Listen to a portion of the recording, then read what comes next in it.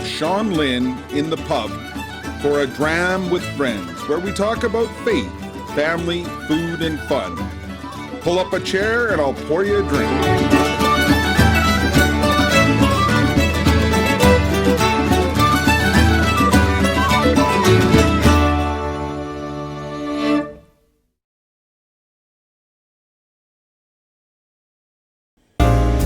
Episode 57. We are on the road again in Denver, Colorado to meet up with a new friend, Deacon Mike Daly. Listen as he talks about being a law enforcement officer and a deacon. Here we go. Well, we're on location here in Denver. We're extremely blessed to meet a new friend today, Deacon Mike Daly. Welcome. Hi. Thank you. So we've got our drinks, a little Dram, as we know. That's little, an eighth of an ounce. We may have a little bit more in there, but who's measuring? We don't measure. Yes. I'm practicing my pour, and it's harder in these glasses than in my Glencairn. So, for our friends in the pub, who is Deacon Mike? So let's see here. I was born in California, grew up in Albuquerque, New Mexico, came here in 1994 to Regis University.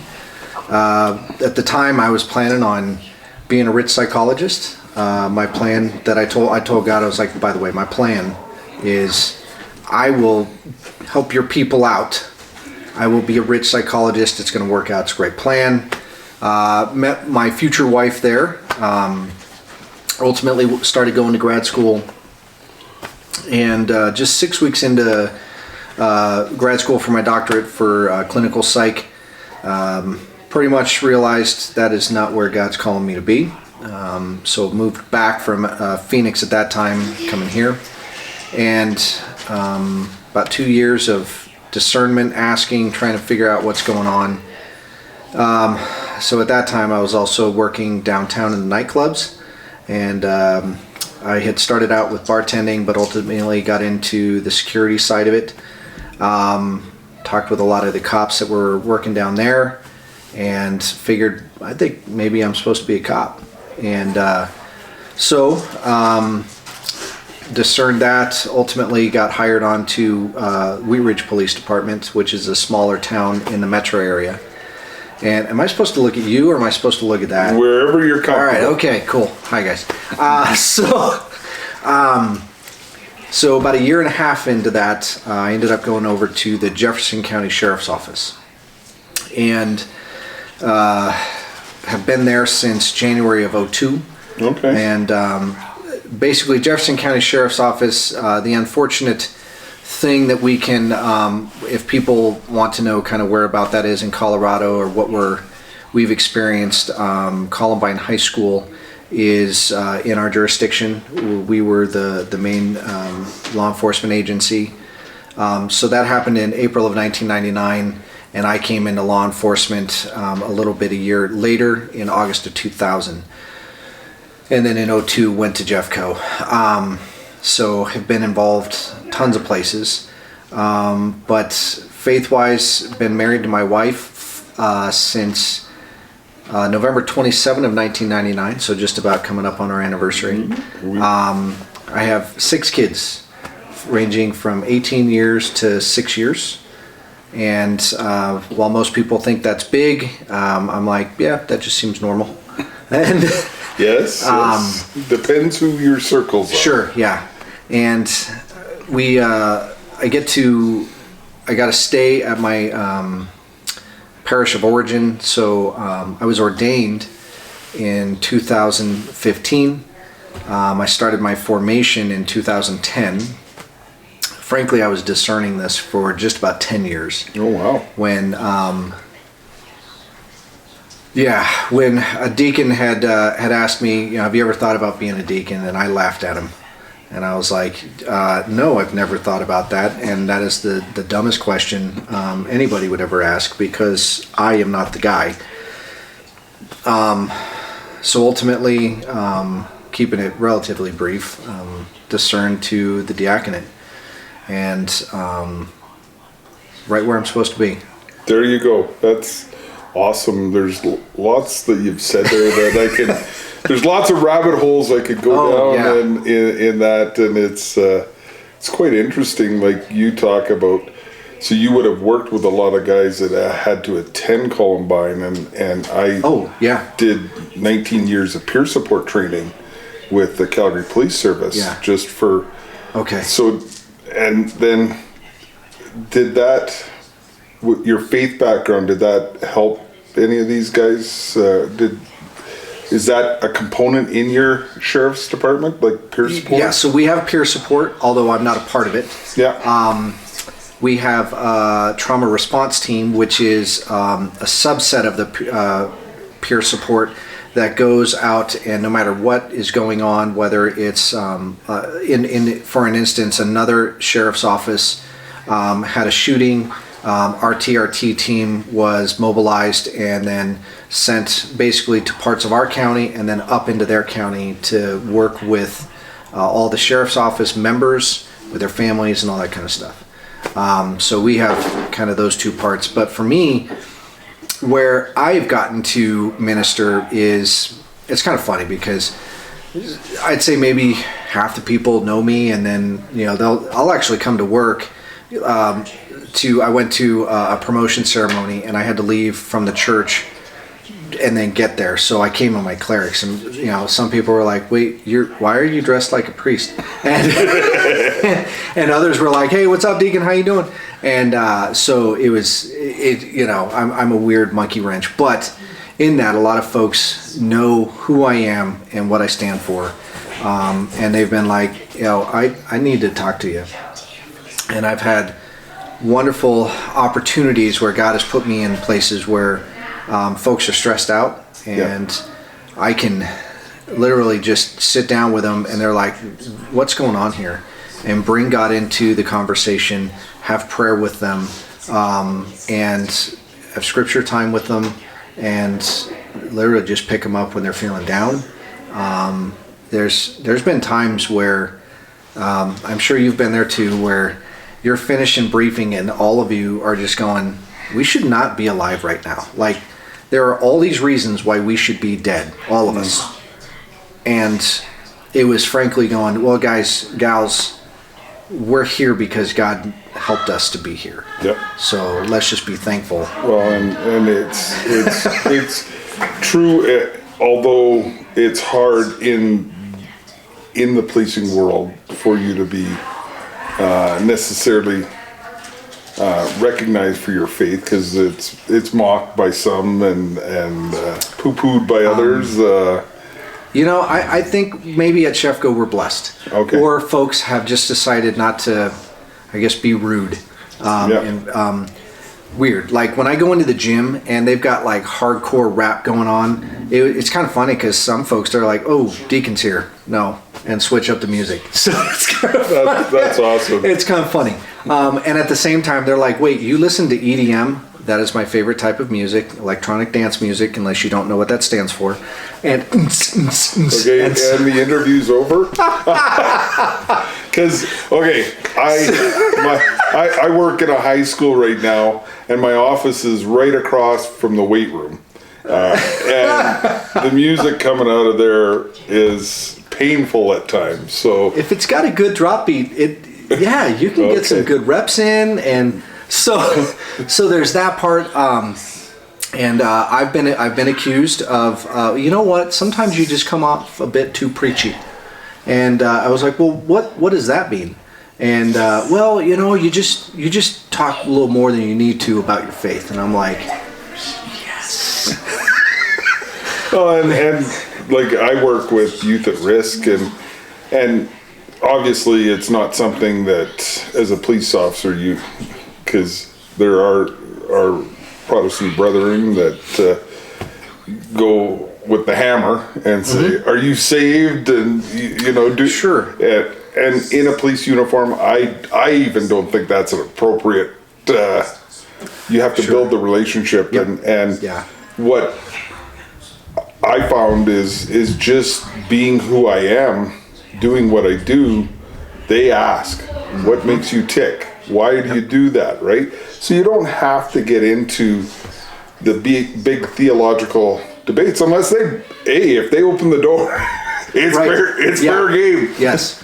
And I'm sure with 6 kids, you may get some inquiries as to, well, at one point I worked with a partner who actually converted to the Catholic faith. I sponsored him into the church.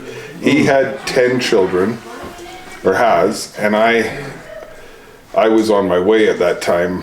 I was up at 6, and they're going, like, we have more kids between the 2 of us than our entire squad, right? Yeah. So, yeah, we may have gotten some interesting conversations, and you talk about normal. It just brought up. So we had got across Canada pulling our trailer in 2000, the Jubilee year, and crossed into Maine, and the lady at the campground says, "Well, you have to pay for your extra kids." And I said, "They're not extra; they're all mine," because we had 6 at the time. And that's awesome. So, yeah, it brings some interesting conversations when people find out you have 8 kids. And so they're like, "Wow, 6 kids! What are you, Mormon or Catholic?" And like, Catholic. Yes. 50% chance on that one. So, well, I always say I had to have the 8th child just so that you didn't confuse me with the Mormons who stop at 7. So and that's the thing, is just have fun and have honest conversations about it, and I know, like you talked about the miracles that happen where God, you see God's hand on it. Yeah. And I'll never forget one night I get called to a drunk at a hotel, and the guy's out there, and he's falling down and getting back up and can't make a coherent thing, and there's something wrong with him, and then he falls again, and he's coming at me on all 4s barking like a dog, and then he falls the 3rd time, and I jump. Were we on the same call? Well, I don't know. I mean, so I'm holding him down. The other young guy is there with his taser ready to tase as the cover. And he's going, "Gonna get my Mac 9, kill you, gonna get my Mac 9, kill you." And then, 5 alive, I need him 5 alive. And then he had these terror screams, and his legs are going. And my other partner, my regular partner, had shown up by that time and patting him down, pulls out this great big butcher knife, and this goes on. So I just start saying the St. Michael prayer quietly. Yeah. The very instant I finished that, he went limp. The very instant. Yep. And so we carted him into the ambulance, got him to the hospital. It was the worst case of crystal meth overdose they had seen. And like, I went to the hospital. He had they had stripped all his clothes. They had 7 bags of ice on top of him. He was in the hospital for a week. Yeah. So had we tased him, had the other guy tased him, he would have died. I'm confident of that. And it would have been another police. Sure, in custody, and excessive use of force and all that. So, and that's where just seeing God's hand, St. Michael, who patron saint of policemen, would never leave home without him. And right. So I don't know if you were ever at this point, but earlier on in my career, about 5 years into it, I was getting pretty cold, getting pretty just very objectifying, and using all the names to psychologically just kind of separate and dehumanize all this stuff. So I went to confession, and because I knew I was just wrong, and I knew that my heart was not the way it should be. So I went to confession, and I've since fulfilled my penance, but I continued to do it.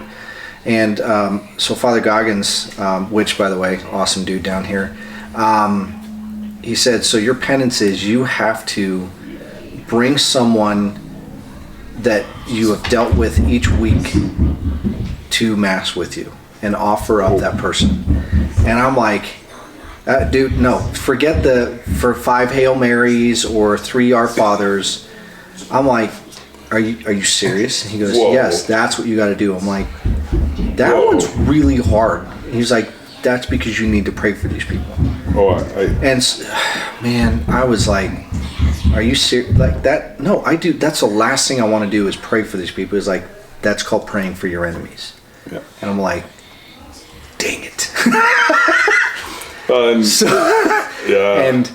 So the first man I prayed for was a man, Del Gallegos. And ultimately, I don't know where he is now, but he was the person that was the last person that I had dealt with, and I really brought on my heart to confession. And so then I brought him to Mass. And that was like 18 years ago now. Mm-hmm. And I don't do it as solidly or as consistently every week, but even I bring my coworkers. Now being at the commander level, I'm not out on the field as much, so I don't have as much interaction, but I do have interaction with my people. Hi, sweetie. This is my Annabelle, and she is 6. Oh, it's very nice to meet you. Say hi, Mr. Sean. Hi, Mr. Sean. He is a police officer too. And I've got grandkids your age that I'm gonna get to go see here soon. Pretty cool, huh? That's why we're down here. And so that was the beginning of my conversion to a deeper faith in how I work with anybody that's difficult and anybody in the profession. So I bring some of my coworkers, some of those that work for me, sometimes citizens, sometimes even my bosses, who don't see the world based on the relationship I have with God. My worldview is different, and so that's how I bring it. Wow, And, that's an awesome challenge, guys. That's an awesome challenge for each one of you, dude. to do that. For me, it was about year 5 when I was hit with that. This is a vocation. Yeah, that I 100%. got, and trying to see the face of Christ in everyone that you meet there, and it's hard sometimes. Like, I'm looking, like I remember in the elevator looking at one guy going, "Where are you?" Like, yeah. And it's in those times that's when I started to, not consciously, but I think more like deep down in my soul, God was helping form me to understand the spiritual battles, and to see that there is so much, there's the evil that we have that's coming at us, right? Yeah. But the evil that's actually attacking these people and oppressing them. I don't think I've ever been to a place where I've seen a full-on possession, but I've seen oppression. Yeah. Like the incident you were talking about, right? Yeah. Like folks that are being oppressed, whether it's it's kind of crazy how you learn, like even tattoos and the spells that people like that take upon themselves, and these spirits that get into them, and then to God's don't get me wrong. I'm not like some weird saint or something. I'm far from it. Or have like I'm not like a mystical person where I can see. I'm not gifted to see devils, but I know they're there. Yeah. And to the very point, it's just, Lord Jesus Christ, Son of God, have mercy on us poor sinners. And like, it's just all of a sudden, they're like, boom, a switch turns on. You're like, oh, no, that just basically, because I see myself as, that was Jesus, knocking whatever devil away. I see myself like this. I will taunt the devil and his minions all the time, but I do it like this. If you imagine, like I imagine, Jesus standing right in front of me and I'm standing over his shoulder and going, yeah, bring it on. Yeah, what else you got, huh? He'll take care of it. And then I hide under his shoulder. Well, and I was telling, like working with young people, I'm in the high schools, and just telling them about how I walk with St. Michael, and now the title I've learned in recent is St. Joseph, Terror of Demons. Amen. And like walking with those two guys, you can go anywhere. Pretty much. and you need that. And yeah, we've had, as my old partner and I used to, we've had a lot of Christ incidents. There's no coincidence. Nope, absolutely not. And just, we understand why we're here. Like, we just look at each other, give a nod, and tell we're here for a reason. We were sent here because, and the reason you got us. And now, because I'm in a Catholic high school, I can. You guys have SROs in Catholic schools? Yeah. Okay, that's cool. That doesn't, maybe, at least in Colorado, that doesn't happen. Well, ours are larger Catholic. Like, our Catholic schools are publicly funded. And so I've got 3 high schools. I've got 1,800 students in one, 1,400 in the other. And like, just before I left on the holiday, I had a stabbing on the Wednesday and a fight on the Thursday. Wait, what? At Catholic high schools? Yes. So there's some room for evangelization here. So yeah, and that's where we need to do some work, and that's where working with youth at risk, and maybe you're the guy to talk to after the show about. I've been contemplating with the experiences that I've had, doing some consulting down here with law enforcement, just because working with youth at risk, and I'll never forget, I was at a gang symposium in Orlando, and the gang czar for the mayor of Houston was there, and telling him that I'm a police officer working with at-risk youth of falling into gangs. You can't do that. That'll never work. And we've got research to show that it does. Yeah. And that's where the beauty of what we did was we actually did the scientific research behind it, the questionnaires, the risk factors, the whole bit. Where most programs, and I'm guessing the U.S. isn't any different, most programs just have some stories as to they made a difference in this kid's life or whatever, which is nice, but it doesn't always translate into it is making a difference in incarceration in youth, or positive outcomes as we call it. So well, so when I was in undergrad, I worked at a place called Arapahoe House, and it was a locked juvenile facility for adjudicated juveniles. So here, at least in our state, any kid cannot be found guilty because they're kids. So we call them adjudicated, which is basically guilty. But so it was a locked facility. So then I ended up getting recruited by my boss over to another place called Jefferson Hills, which was a private contract for the Department of Youth Corrections. Okay. And I worked in the sex offender unit. Okay. And I would see all the things where these kids, all the traumas that these kids has. Several of them, I was like, dude, you never had a chance. Yeah, and that's what I found is, you only did this? Like, yeah. And that's where reaching them where they're at, and trying to work with them. And I challenge the guys at God Squad to maybe take a different lens when you're looking at these young men that you consider the punk down the street kind of thing, and where he's in desperate need of a male role model and figure.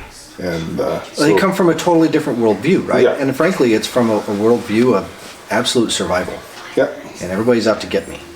And that doesn't change even into adulthood. So some of those kids, one of them, his name is Jimmy Velasquez, and he's an adult now and no date of birth, so no worries. But he was in Arapahoe House. Then I saw him at Jefferson Hills, and then I saw him when I was working in the jail after I came over to Jeffco. And he was like, "Hey, Daly." I was like, "Dude, you're still here?" He's like, "Dude, I'm never getting out. Like, this is the only place I can survive and be okay," which is really sad. Yeah. And a person that I still pray for. Like, I really pray for his soul. But he never had a chance. And that's where, like, we have a youth offender center, which ours keeps getting smaller and smaller, the population, but they're a lot of those people, that's where they actually thrive and get their education and everything else, because it is a secure, structured environment for them to succeed. And the sad thing is we haven't figured out how to tap that into a more positive. When I did some research, I visited Boys Town, and that's got some impressive results. So, but we should. So, as a father of 6, is there a dish that Dad makes that the kids? Because we talk about food in here too. And so. Okay, so well, if we're gonna go there, all right. So I love to grill. Okay. Love to grill. And the thing I love the most, and it's actually pretty simple to make, but it's just so good. Just chicken thighs. Yeah. With a little bit of salt and pepper. Yeah. And then you grill them up. But towards the end, what I'll do is I will get a whole pound of bacon, dice it up, nice and, almost kind of like bacon bits, cook it up, but then I take shredded cheese, I mix that into it, so it's just this awesome, right, and then, so then I get all the chicken thighs together closer on the grill, and then I put all that nice mix right on top. Oh wow! And so it's like dripping down through like the little seams and stuff, so it just cooks right down into there, and then just take it right off the grill. Chicken with fat. So it's pretty much. I mean, it's bacon, right? So everything's better with bacon. I mean, there's no need to put. And the kids never complain when you make that. They never complain. There's never anything left over. They don't put on ranch. They don't put on barbecue sauce. It's just. I may have to try that at home. So it's really good. It's really good. Maybe it's interesting how you can create those memories with your kids. Like I was just visiting one set of grandkids down in Kennesaw, Georgia, and I had to get up and Papa needed to make some crepes. So that because that's what they want. They remember Papa's crepes. So it's building those memories, and so your kids are gonna remember those meals that they had, right? Well, again, and it goes to Megan, my wife. Her nickname is Saint Megan because she's pretty awesome. She would disagree, but she's pretty much a saint. She's a really good cook too. Now, I'm a person that typically follows the recipe, and she just goes by taste. Okay. So she makes things that are amazing. I'm more like your wife. Okay. Recipes are more like suggestions, and half the time I don't bother using one. So it's but yeah, food, dinner, family time is a big thing. I also, when it comes to it's all about just experiencing the taste. I don't know if y'all know, but one of the most foundational ways that we build memories is by smell.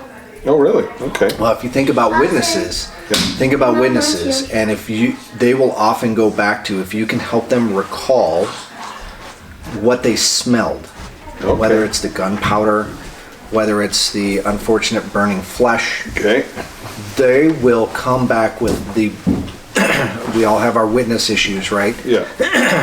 Based on perception, but they will come back with the most full understanding of at least what they remember based on that, based off of the smell. That's awesome.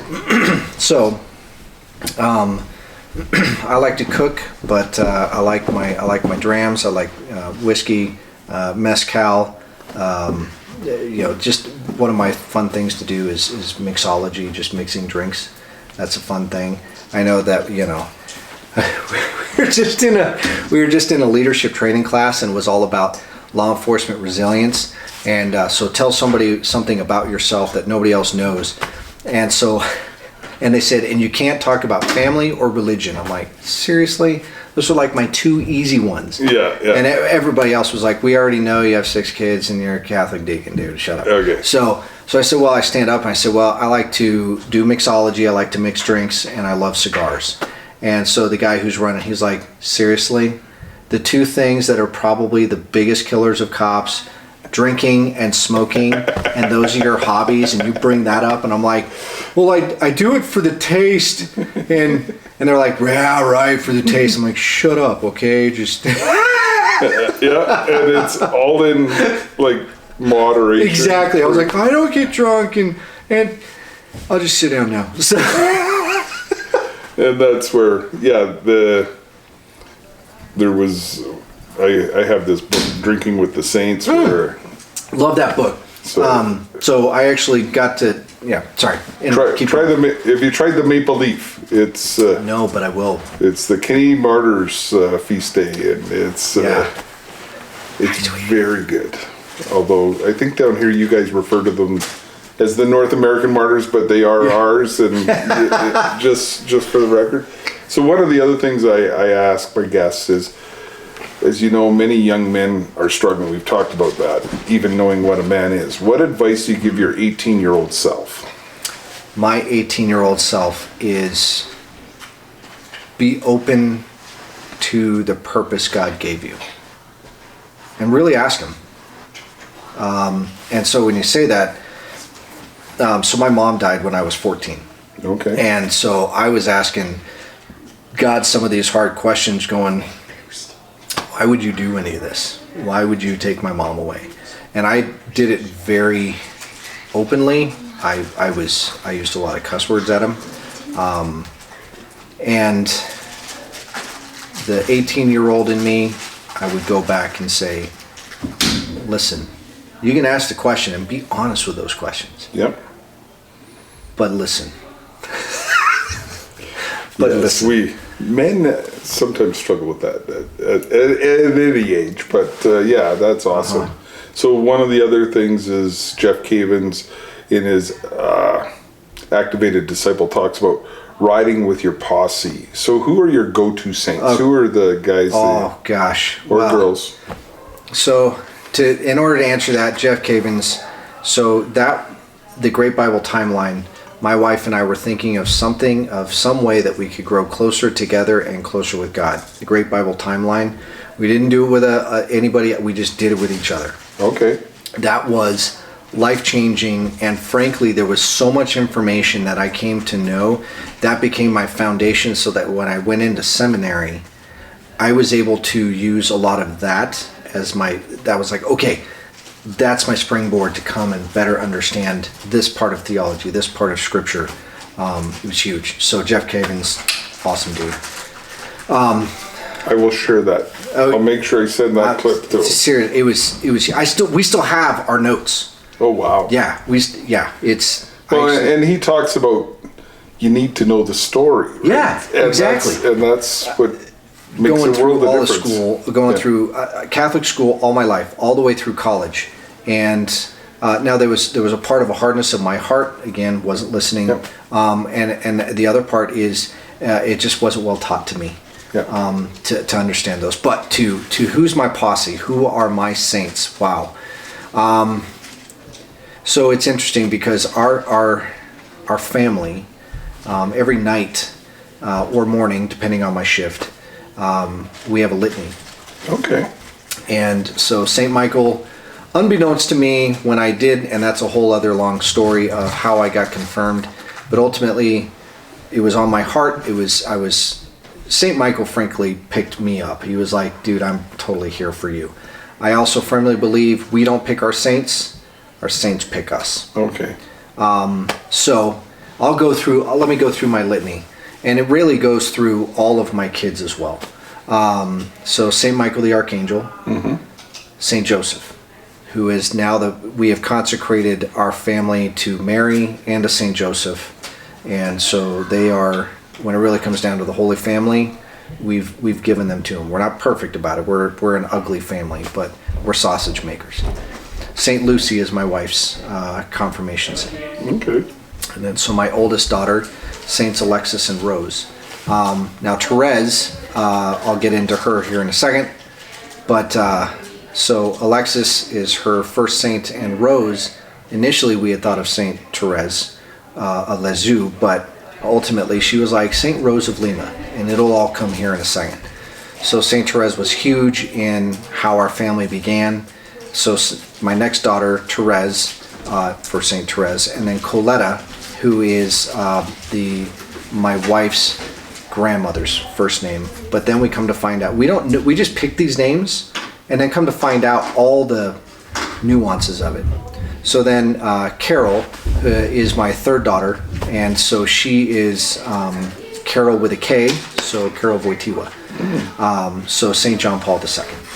But St. Faustina as well is her middle name, so Carol Faustina. Oh, wow.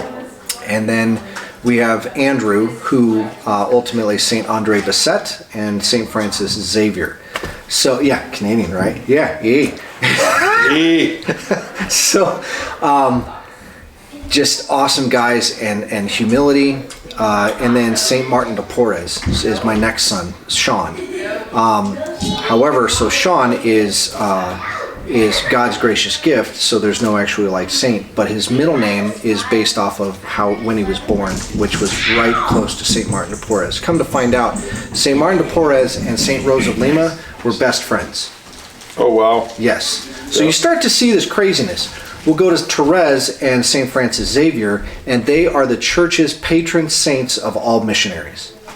They are the patrons for our CCO, which is the equivalent to Focus down here. Okay. All right. So, and Focus, dude, I'll tell you, they're awesome.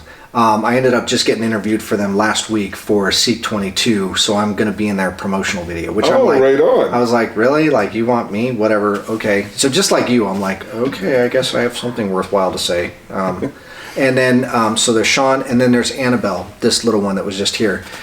Saint Anne for the Mother of Mary, and Jane, Saint Jane Frances de Chantal. And so she was a mother who lost her husband and all these things. Ultimately, that's a huge thing for Megan, who was just really struggling to be a mom. And she's like, how do I do it? Big thing. The reason she was struggling is we also have 7 other kids. Megan has had 7 miscarriages. Oh. And so all those names, which is part of this, is part of our litany. So we have all of our kids asking to pray for them. So we remember our whole family every night or morning, depending on my shift. So there's Mary, Dominic, Kevin, Leo, Jacinta, Francesco, and Zelly. Part of Our Lady of Fatima is my parish of origin and where we are at. And so those 2 little ones, Jacinta and Francesco, was during the 100-year anniversary. And ultimately we asked our kids, what names do you think we need to name our kids? And they were the ones that picked these 2. So we have them. And then Zelly, who is the mother of St. Therese. Yep. And she had said, one day we will all meet our children. And so that was like the final one, and it's just all amazing. And you talk about something that a lot of families deal with in silence. So thank you for sharing that. Like, I've got a daughter who's had 4 miscarriages, and she had them tattooed on her arm. Sweet. So they're it's definitely a ministry that I think we need to look at within the church, to reach out to those that are struggling with that. And so thank you for sharing. Thank you for joining me here, not in the pub, but in the best hostess and host in Denver, because they're Canadian. But but I don't know if you know, but whiskey, the origin is a Gaelic word called Ishkabaha, which means water of life. Water of life. Yes, and sir, my prayer is that you continue to lead many souls to the true water of life. And thank you for everything that you're doing. This is awesome. So, however you bring a Catholic men's group with cops all together, that's something I've been praying for 6+ years. So we're going to talk after this too. Okay. Well, we started. Yeah, we'll talk after. But thank you for joining us. God bless you guys. Keep safe. Be safe. Let's see each other in heaven. I hope you have enjoyed this episode of A Dram with Friends. Like and subscribe. Go to all podcast platforms to look for it on podcast, or go to godsquad.ca to support our mission.